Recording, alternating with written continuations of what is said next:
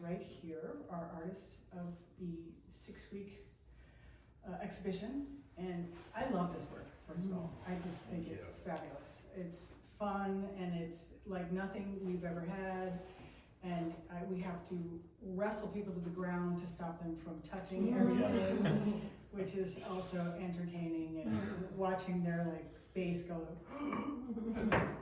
reaching out, banging on things, you know, wanting to touch it. No, you can't.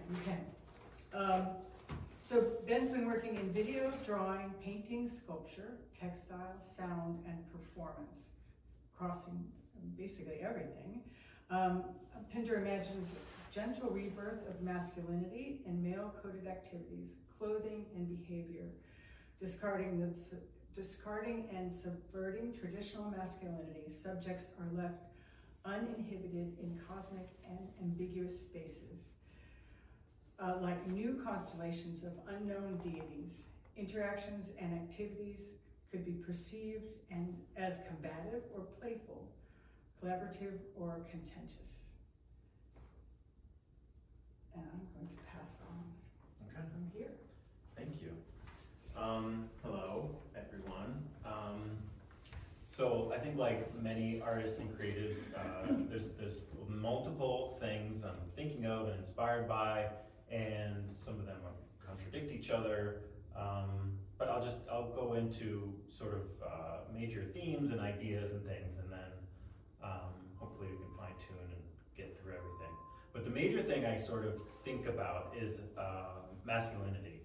And so being a little boy growing up watching cartoons and action movies and things, it's always, you know, looking at guns and violence and this kind of things I was attracted to. And also, you know, my parents wouldn't let us have guns, but guns were the thing that I wanted to like play with. That's what all the things I was seeing were, people were playing with guns, doing these kind of things. So I'm looking at, hey, let's just get started. Come on in. You're good. Hey, Ben. Hey, just getting started here. Just talking about how masculinity is a major sort of theme that I'm looking at. And so I look at systems of sort of traditional masculinity. Specifically, it's like military, hunting culture, things that have involved weapons and uniforms and those kind of things. So when I look at those, I try to then subvert them and try to flip them on their head. So instead of uniforms, I'm thinking of like, you know, camouflage and these sort of things. I'm taking that and then making my own sort of camouflage. So instead of traditional patterns of, you know, black and green, I'm doing these floral patterns. And instead of, you know, the face mask that hunters might wear, I'm still incorporating these things, but making it, I don't know. In my mind, it's more playful. And then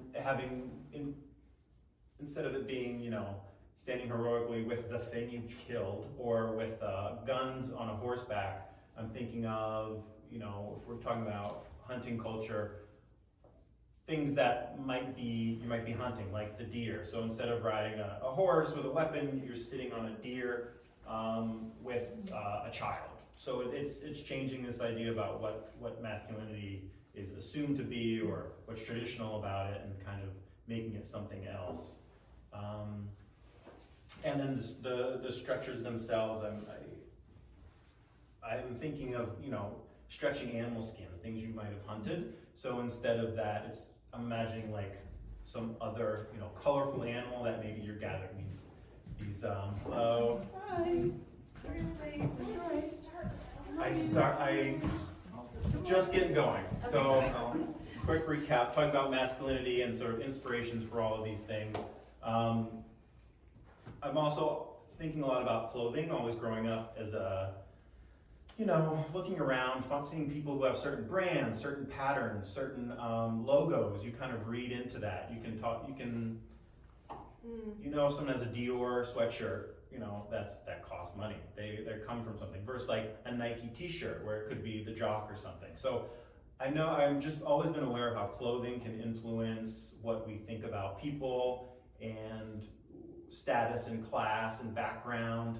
And so I sort of tried to want to eliminate that by putting my figures in a different kind of uniform. So I don't even have shoes, because shoes are another type of way of like putting people in categories, you know? So almost always barefoot, and then always in this sort of like stretchy, it's sort of camouflage. It's just like a floral, I think there's floral camouflage, so blending in with some like field of flowers. And then I am,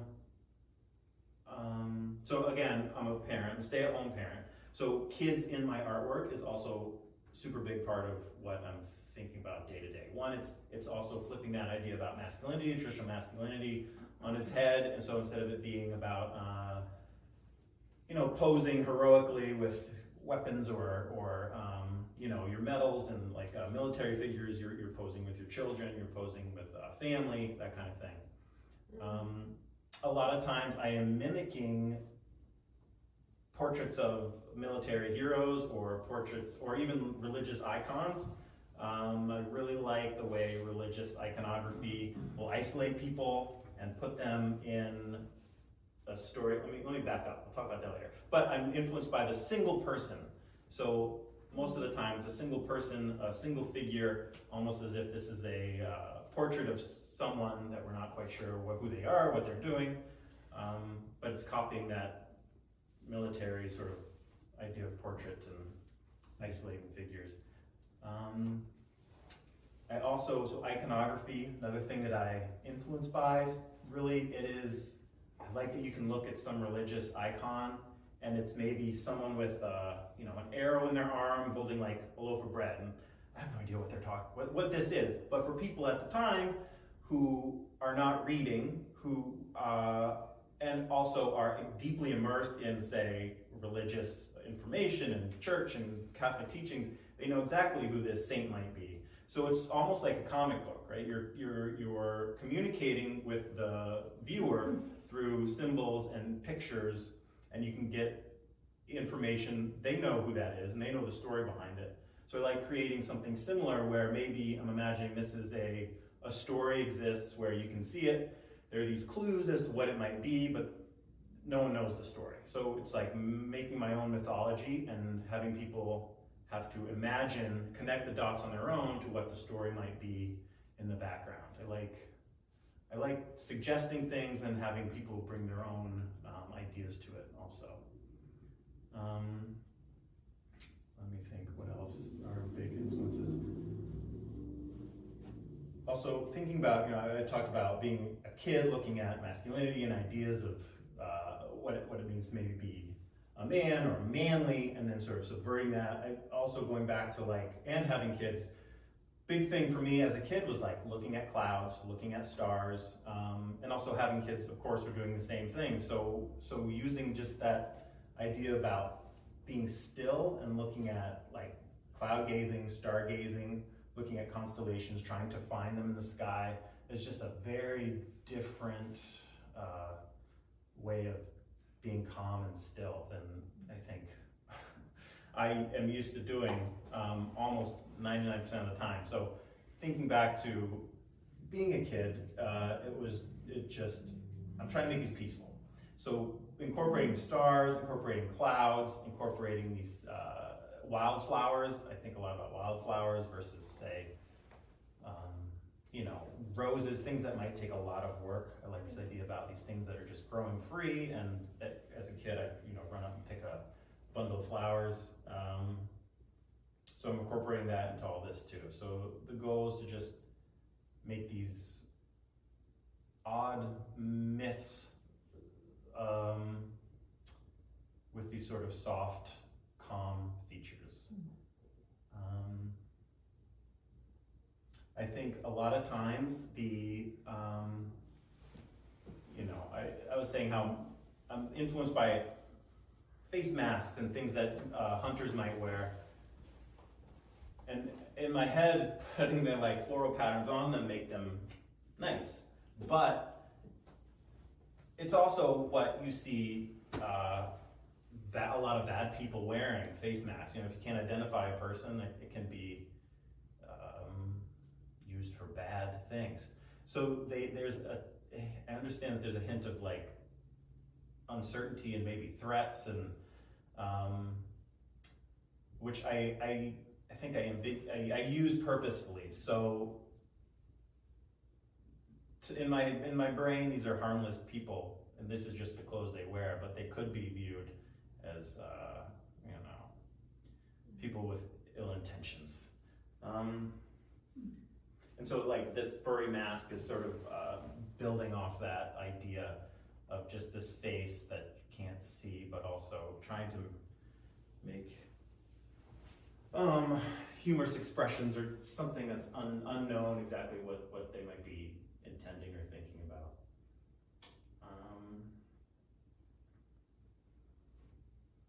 So that is a lot of what sort of my what goes into my work, and this is sort of what comes out. I think all these varied influences. The way I like to think about these things are this: your brain is like the filter, and then this is just what they are. And I think for me, the way I work, I have undiagnosed ADHD. My dad has it, my brother has it, my daughter has it, all been diagnosed. I've not been diagnosed, fairly positive I have ADHD, but the way that these pieces are made works really well with how my brain works.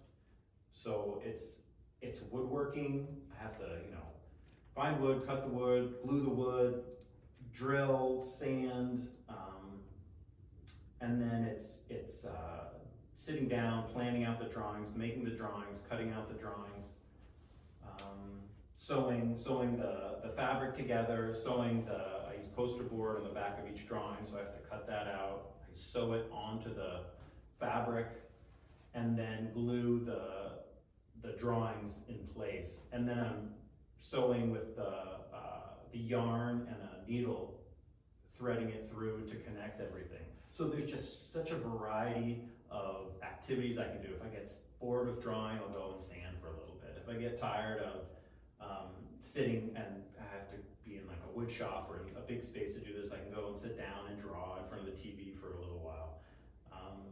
So there's just so many different ways that I can keep myself engaged to make these, which helps. There's the way I think. The fur is, I talked about, it's almost an imagined animal skin, like stretching an animal skin, but it is, it's also just so tactile. I think you were saying you have to keep people from touching them, which I love that when you want to touch it, you want to run your fingers through it. And I work as an art handler, amongst other things that I do, and so every time I do this, I know that if this is moved around or hung in different places and I'm not around, there have to be instructions for how this gets arranged, So I like that it's alive. It can be, and I'll touch it. No one is encouraged to do this, but there's such a difference between a flat surface versus one that is like just kind of erupting. So like this too, the flat fur just feels like, it's like combed hair or something, where I kind of want that scruffy dog, messy look, which just gives it so much more energy and movement. And so I really like the contrast between these things. A lot of my other work, even those, on the back, you'll see, I'm thinking about the wood surface. There are these clouds and stars painted on wood panels. I like to have the wood be evident, and then have these sort of thicker paintings on top. So being really able to differentiate background from these subjects or these other things, for different materials, different styles, different ways of treating it, really intrigues me. I tried to just paint. I can't really make it work. But this keeps me engaged. This way of like playing with materials. Materials really bring me into the whole. I don't know, this whole project. I really have a hard time just making art without thinking about that materials as being significant. which is also why I talk about myth briefly. The way that I think about these, I imagine them as almost like a future folk art movement, or some newly as yet discovered craft. So maybe this, and sort of constructing it. So it's like these could be figures that you are. This might be a way you tell a story about someone in this future idea of mine, about some mythic figure. You'd make these things. This is like this craft. I'm sorry, this is hard to explain. But like just about myth as being a thing that we can kind of build and construct, and relate to masculinity. It's like a new mythology around what masculinity could be. So these figures are, instead of venerating these, war heroes, we're venerating some other type of person who's loves their babies and dances in stars, that kind of thing. Can I ask a question? Yeah. There was a post that you did of you holding your child sitting on a barrel, and how you got the image of one of these from that. I just love the relationship. Can you talk a little bit about how you construct the poses and work with the images? Yeah. So right. For this one, I sat on a piano bench with my daughter, and I had the stretchy outfit on. So I'm making these outfits too. Like this was an outfit I made. I made this one. I made similar ones to this, but this was all sort of new. But because I'm also making videos and taking photographs of these things, so I'm actually making the clothing. So yeah, I draw from life. I'm trying to draw from actual pictures and images. And, for that one, she's all into it. It's almost like a game. Like, we're gonna ride a horse. And she's into the whole game of it. And I tried to do it with a mask on, and she freaked out because it's, like I was saying, it's scary to her. It's, even though she knows it's me, she sees me put it on, the mask is frightening. So I had to put it together through other things. I had to be barefaced for that picture with the baby. But it's always I've always incorporated my kids with a lot of this work that I'm making. Just either in the older videos, they've been in the videos with me, or it's just because it does feel like play. I've heard this, that art is play for adults, and it definitely is play for kids. So it's very easy to get them involved with all this stuff. But again, that's another way that I keep interested, is trying to learn how do you make a stretchy jumpsuit out of like floral fabric. I had to figure that out and figure out how to sew and make the whole thing, which is, again, part of what makes me really interested in the whole process. Is that the only piece of clothing you made? Was that cool? I mean, I have two versions of this sort of stretchy jumpsuit and mask, and I have a bunch of masks that I've made. So I have like a pattern that I've kind of figured out. And baby doesn't have a mask yet because she doesn't like things going over her head, but the full face cutout we can do. So that's kind of my next idea, is to make something for her. And this one, this is me in this sort of stretchy underwear, which I've made. A lot of these I'm doing figure drawing, which sometimes I'll keep myself. I'm usually my model because I'm always free and I'm available whenever I need to do something, and I work for pennies, so that's good. But I end up using, anyway, I'm modeling for a lot of my pictures, and this underwear, originally thinking of myths, just thinking Greek mythology, Roman mythology. I would have these nude figures, but somehow it didn't feel maybe in their Puritan American sort of ideas of what we allow a myth of a nude figure, like, wouldn't it have to be clothed? So I tried to think about what would traditional American sort of mythological figure be wearing if they're not going to be nude? And it was like tighty whities, which became this sort of blue collar, down to earth, as close to nude as you can get and still be somewhat manly.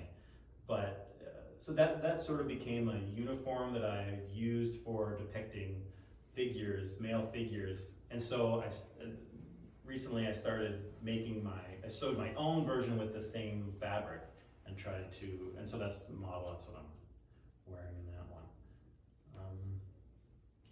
Did you come up with a play concept, or was there a mentor in that process of, in your training, your schooling, or who was the play mentor?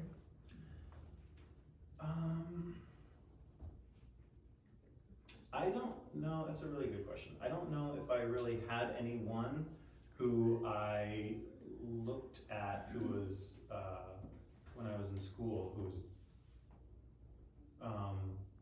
maybe was doing that. Definitely artists that I like now had a definitely much more playful aspect to their work.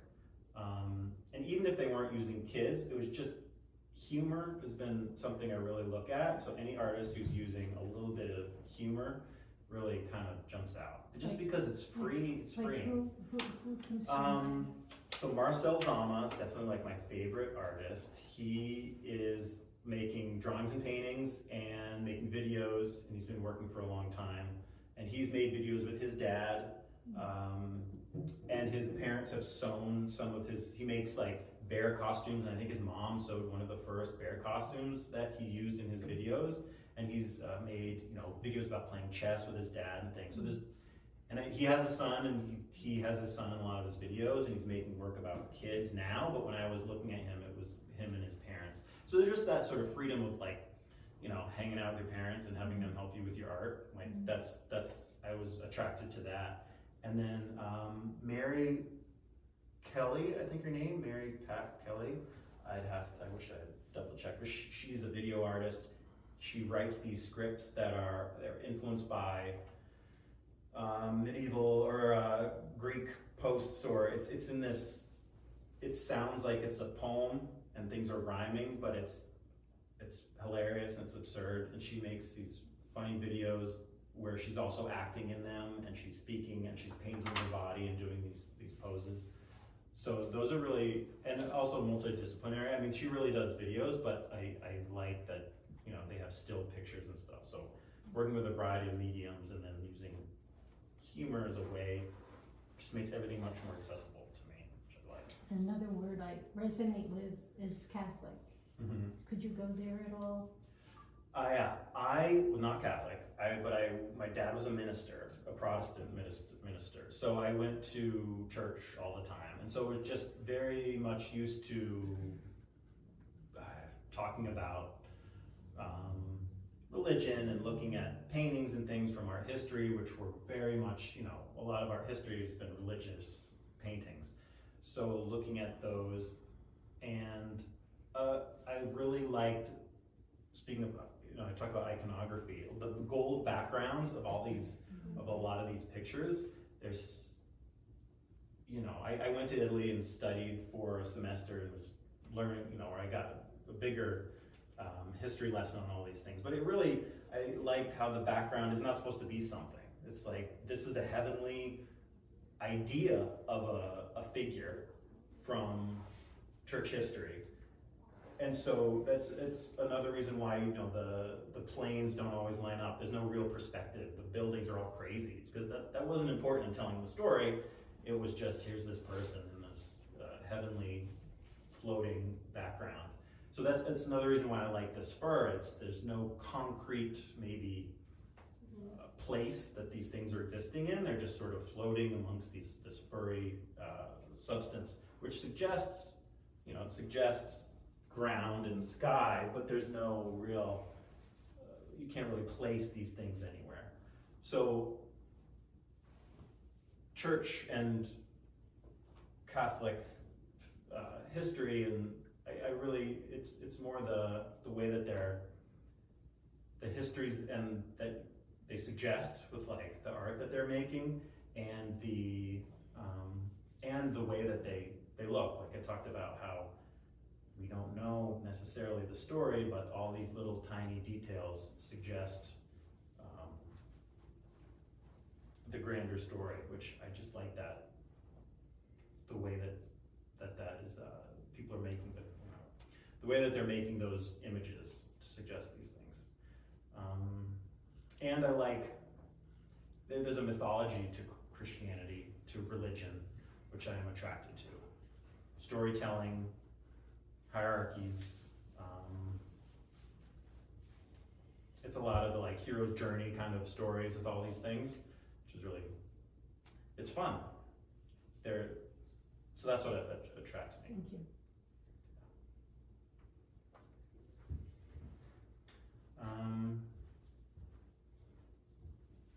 You don't have any other questions that I could maybe?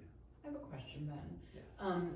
I am noticing that this new work has a different type of neutrality to it, both in the way that the forms are rendered as well as the color palette.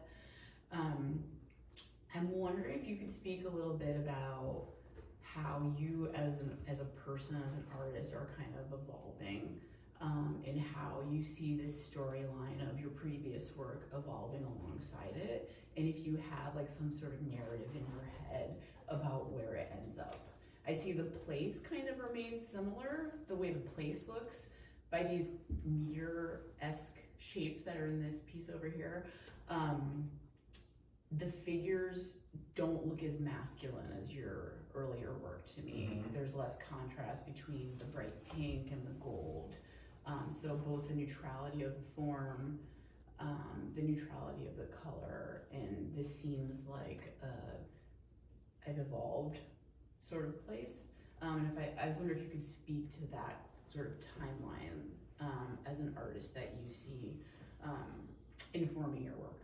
Yeah, it is a lot of time I think about talking about this work, I do feel like I have to talk about past work. One, because I don't want to, but it helps explain. A lot of my previous work, I was, again, thinking about masculinity, but I was making bro-y dudes. So even though they're going to be in their underwear dancing, it's a lot of bro-y dudes holding beer cans, drinking, hanging out with other guys. They're grilling, they're binge drinking. It's like a big one I was making.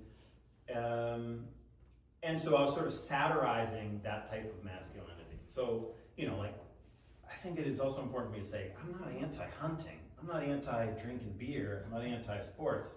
But these things can tend to make certain types of toxic behavior in men. So I'm satirizing that type of person who's into these things and also is toxic.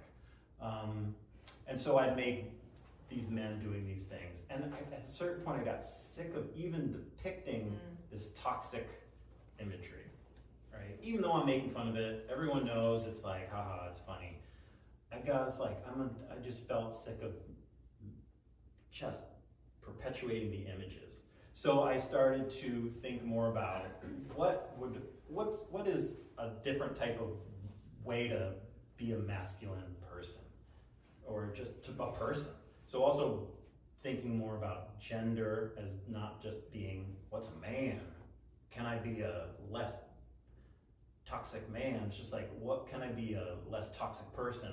And so making these figures doing less bro-y things and just trying to be people existing, and also maybe not necessarily sure if one is if one might be a man or woman or what is happening. So thinking just, you can be a parent, you can be a person, and not necessarily have to exude masculinity or shy away from it. You can just be this person. And then the color palette has also shifted, and it's mostly in the way that I've been making stuff. I found that the best way to make something that's cohesive is if I start with the fabric that I have, because the fabric I can't change. I'm getting these set pieces of fabric that I'm buying. I can't really change the colors, so I have to start with those fur pieces, and then I can make the drawings and paintings and figures that relate to those colors, and then I can color the frame. I paint the frame and pick that color based on what this inside image is. So, you know, if I'm saying I made this first, and then I'll put these figures on it, and I pick the colors sort of relating to these colors. And then with that, I'll say, okay, this frame to work with all that needs to be this color. And then same with the yarn. The yarn I am picking based on, you know, what's in here and what these colors are. And so through that just process that I found fine-tuned with this show, because this is the first time I'd made this many of this type of work, the colors just, I don't know, they muted themselves, or they just changed from what I was making the old styles, like a gold background, just like bolder colors, and this just has turned into sort of a more subtle, it's funny to think of these as being subtle, but compared, it is kind of a quieter palette, like you were saying. So I see the work continuing in this vein of trying to make figures and images that are not necessarily about men, but just about people, and not necessarily about masculinity, even though that's going to be a huge idea influence, but just about how we can make good people.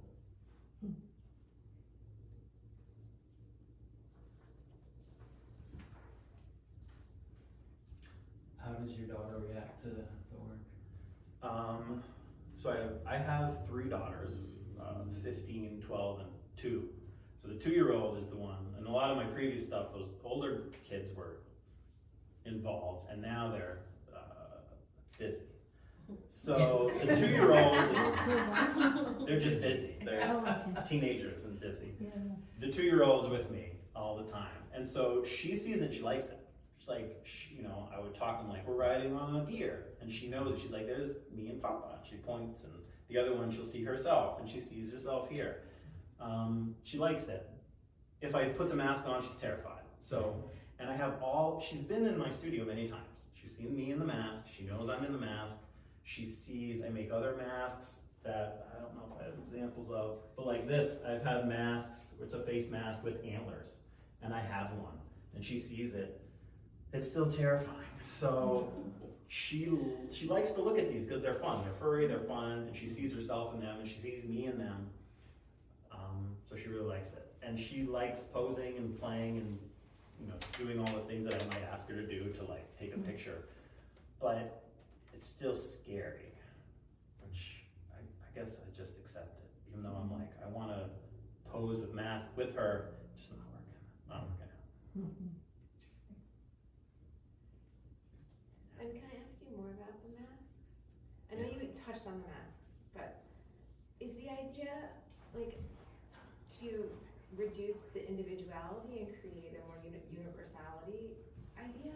Because I know you're like, it's not nefarious, they're good. Well, So what purpose is the mask? in my brain, they're good.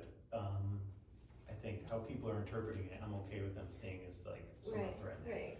But the idea was a way to just, at one time I thought I could make masks that anyone could wear and become a character that I was making. So if I'm making a mythology about like a deer person who is wearing, you know, has antlers, and I could make a mask and they could put it on and they could be that character, and then I could do something else.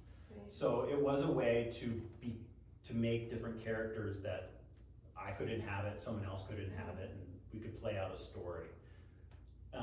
It's also just thinking about, you know, I started looking at, remember that band, let me think. This is going on Instagram. It's a band, Pussy Riot, and they were wearing these super colorful masks, face masks, and it looked empowering, it looked awesome. And so when I started making masks and putting them on, I mean, it is empowering. It's awesome. You're wearing a mask, you can almost do it, you feel like you can do whatever you want. No one's looking at your face, judging you. You're just like this hidden figure, you know? I mean, this is, I don't know, superheroes. It's also why, like, certain police forces are wearing masks because they hide their identity, because they don't want to get blamed for being assholes, right? So, and I get it. I've done it. I wear it. It's liberating.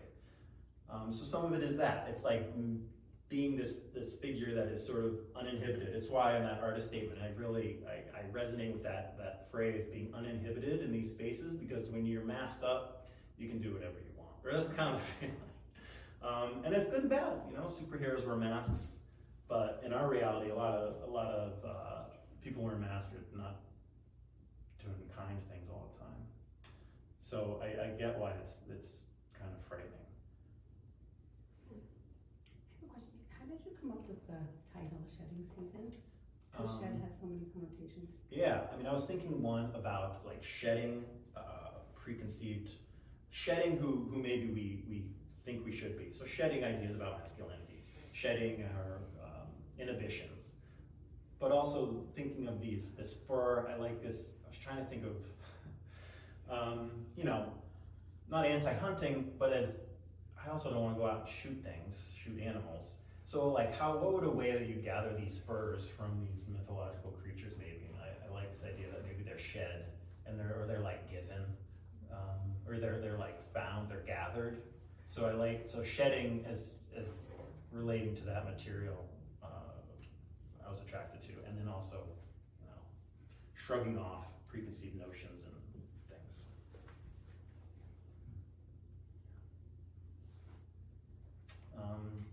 I'll just mention the wildflowers because I'm staring at them right back there. Again, wildflowers, also super into. I like that this idea about what some people think of as a weed is versus you know, roses that are grown and cared for and are rarely wild the way we see dandelions and clover and these kind of things. I like the way that I sort of associate them with like class or you know, having money. So like a little dandelion, which is just what we think of as a weed, grow everywhere. They're everywhere. You cannot eliminate dandelions. There's like a power in that sort of forever growing thing that people want to get rid of, but that are everywhere. And kids love, you know, like they're good for soil. They're not necessarily a bad thing to have around. They help bring nutrients up from deep underground. So I like that there's like a power to thinking about these wildflowers as being like common people versus the fancy, hard to grow, cultivated flowers that require care and are expensive. So it was like sort of power struggles and class struggles, and I don't know. So I'm thinking about that a lot, which not everything, but it's just something that, another thing that I'm like going on in my brain.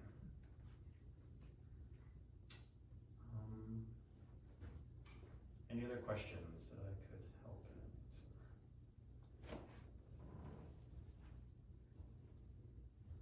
Well, you guys can hang out too after this talk if something comes up. Yeah. Yeah, well, thank you all for coming. This has been very fun. It took having this talk planned to really make myself think about what I'm doing. Like sometimes I did all this work and only after I'm like, oh yeah, that's why I do it. So having to talk about it really made me, gave insight to myself about what I'm doing. I do have one question, and it's about the masks. Do the masks also help neutralize class? I haven't thought of that. Neutralize class, how?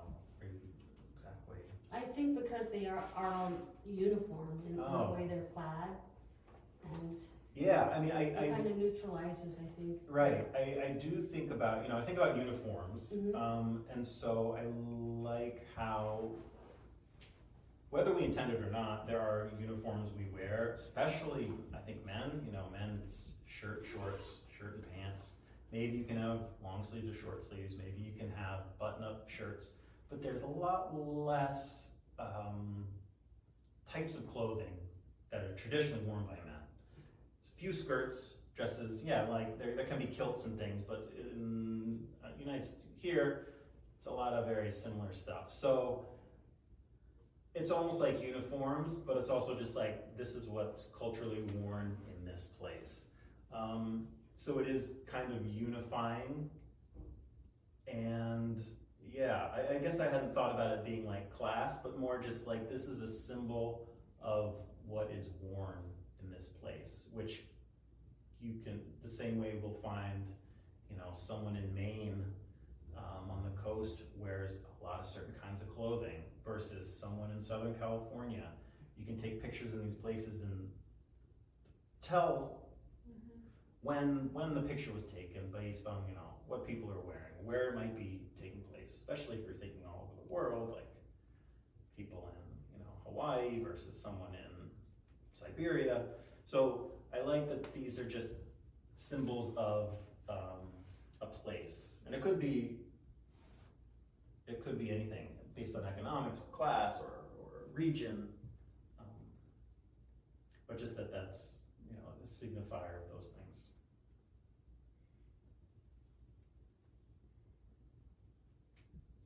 All right. Thank you all. Yeah.